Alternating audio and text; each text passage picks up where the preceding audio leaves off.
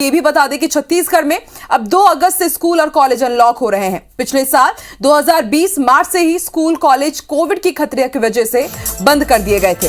School और college में अब पहले की तरह ऑफलाइन मोड क्लास में अब पढ़ाई होगी। इसे लेकर सोमवार को एक गाइडलाइन जारी कर दी गई है और गाइडलाइन के मुताबिक स्कूल और कॉलेज दोनों ही जगहों पर सख्ती के साथ कोविड प्रोटोकॉल का पालन करने को कहा गया है।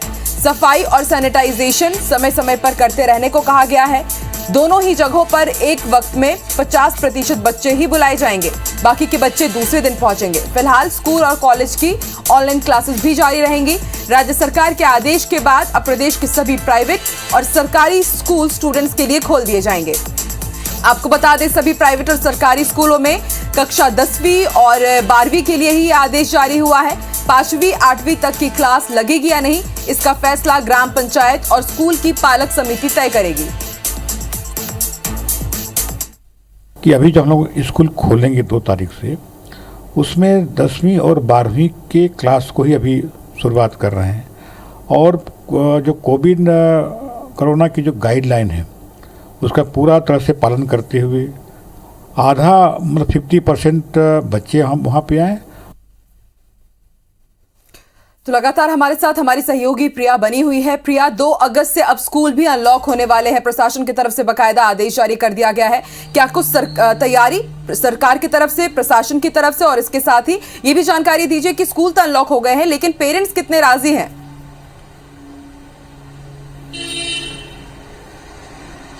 बिल्कुल, लंबे इंतजार के बाद अब एक बार स्कूलों को फिर से खोलने की अनुमति जो है वो विभाग के द्वारा दे दी गई है। लंबे समय से स्कूलों के द्वारा गाइडलाइन का इंतजार किया जा रहा था और सोमवार को देर शाम गाइडलाइन जारी कर दी गई। गाइडलाइन के मुताबिक 10वीं और 12वीं के जो बच्चे हैं वो रजिस्टर शीट के अनुसार स्कूल आएंगे, यानी कि 50% कैपेसिटी इस बार भी स्कूलों को रखनी होगी। इसके अलावा 1ली से लेकर 8वीं तक यदि स्कूल खोलने पर विचार किया जा रहा है तो इसको लेकर ग्रामीण क्षेत्रों में स्कूल की जो पालक समिति होगी और ग्राम पंचायत समिति जो होगी उससे चर्चा की जाएगी, उनसे अनुशंसा की जाएगी और उनकी सहमति ली जाएगी।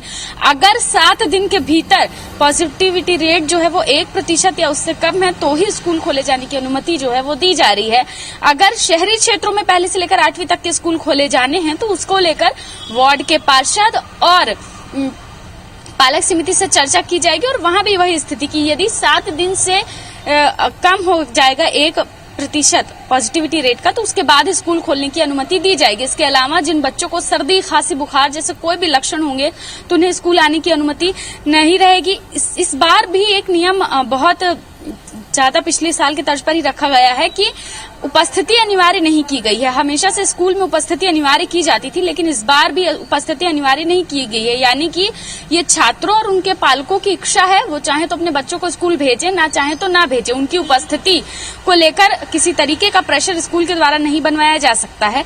ये तमाम तैयारियां की गई हैं। इसके अलावा स्कूलों को कहा गया है कि वो समय समय पर रोजाना अपने स्कूल को सैनिटाइज करें, बच्चों को सैनिटाइज करें, टेम्परेचर चेक करते रहें, सोशल डिस्टेंसिंग जैसे जो बड़े नियम है उनका पालन करें।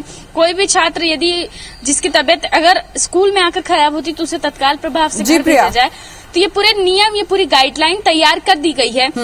लेकिन अभी भी पालकों के मन में एक डर है क्योंकि तीसरी लहर की बात है, आकांक्षा, और तीसरी लहर में बच्चों के प्रभावित होने की बात डर लाजमी भी है क्योंकि भले ही टीचर्स और जो दूसरे कर्मचारी है वो वैक्सीनेटेड है लेकिन फिलहाल बच्चों का वैक्सीनेशन आया ही नहीं है। ऐसे में उसकी शुरुआत कब तक हो पाएगी, बच्चे कब तक वैक्सीनेटेड हो पाएंगे, ये भी एक बड़ी चुनौती है सरकार के पास। बहुत बहुत शुक्रिया प्रिया पूरी जानकारी के लिए।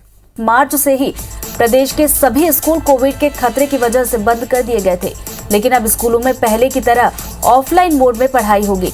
इसे लेकर सोमवार को एक गाइडलाइन भी जारी की गई है। गाइडलाइन के मुताबिक स्कूलों में सख्ती से कोविड प्रोटोकॉल का पालन करने को कहा गया है। सफाई और सैनिटाइजेशन समय समय पर करते रहने को कहा गया है।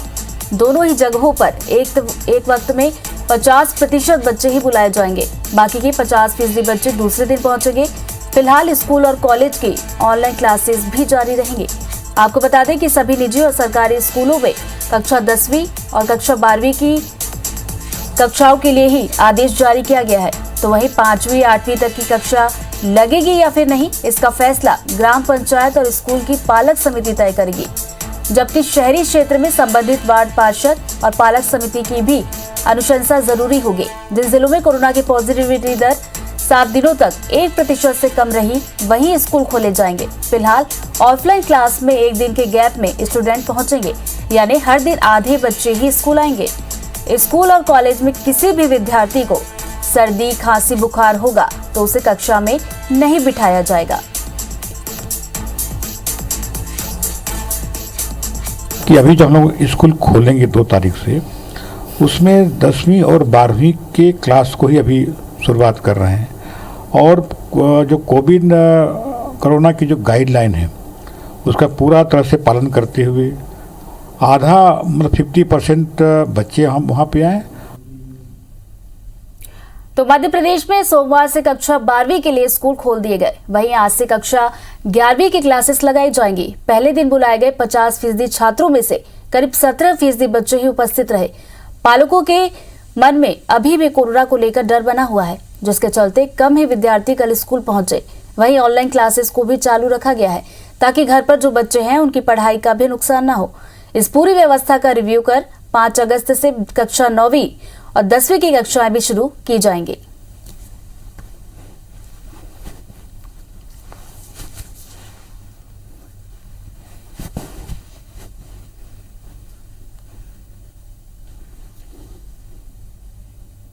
तो स्कूल खुलने को लेकर क्या कुछ दिशा निर्देश छत्तीसगढ़ में जारी किए गए हैं और इसी के साथ मध्य प्रदेश में कल से स्कूल खुल चुके हैं, कैसा क्या रिस्पांस रहा जानेंगे। तो 2 सहयोगी इस वक्त हमारे साथ जुड़ रहे हैं। भोपाल से नीलम हमारे साथ जुड़ गई हैं, तो वहीं रायपुर से प्रिया हमारे साथ इस वक्त जुड़ी है।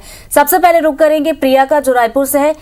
प्रिया, लंबे समय से कई लोग इस पक्ष में थे कि स्कूल को खोला जाए, कुछ लोग इस पक्ष में थे कि स्कूल को नहीं खोला जाए, लेकिन अब आदेश जारी हुआ है कि अगले महीने की 2 तारीख से स्कूल खोल दिए जाएंगे। इसको लेकर क्या कुछ दिशा निर्देश जारी किए गए हैं?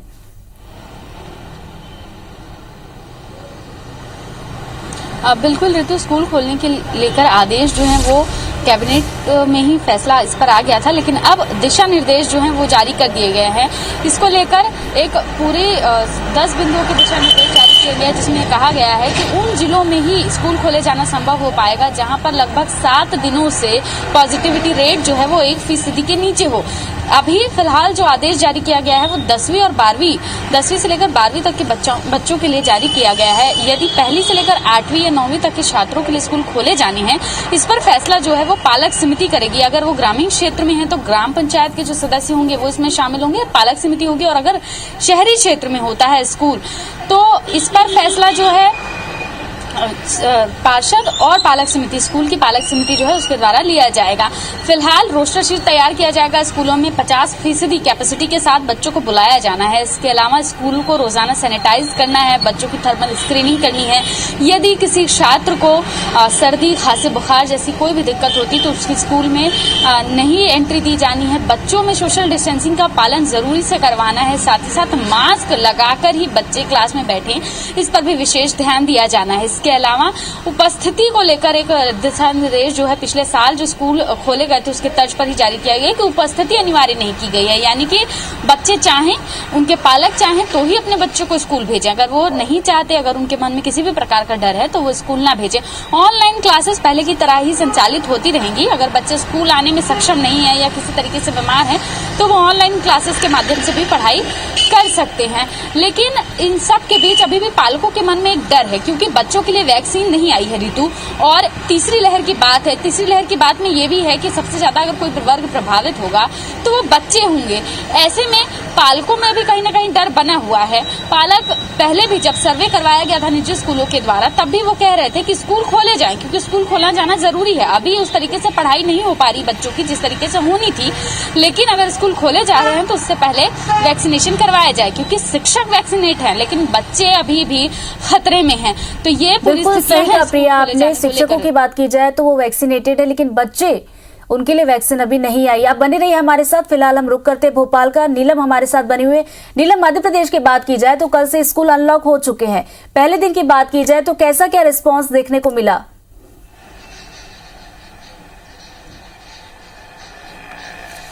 जी बिल्कुल, मध्य प्रदेश में कल से कक्षा 11वीं की क्लासेस लगाई गई और यदि हम प्रतिक्रिया की बात करें तो 50% छात्रों को उपस्थिति के लिए कहा गया था, जिनमें से करीब 17 से 18% बच्चे ही जो है स्कूल में शामिल हुए हैं, क्योंकि पालकों के मन में अब भी डर बना हुआ है कि जहां एक और WHO और ICMR कह रहे हैं कि तीसरी लहर आ सकती है और ये खतरा जो है बच्चों पर सबसे ज्यादा रहेगा, जिसके कारण पालकों के मन में डर बना हुआ है कि क्या वो बच्चों को स्कूल भेजे, क्या ये सुरक्षित रहेगा।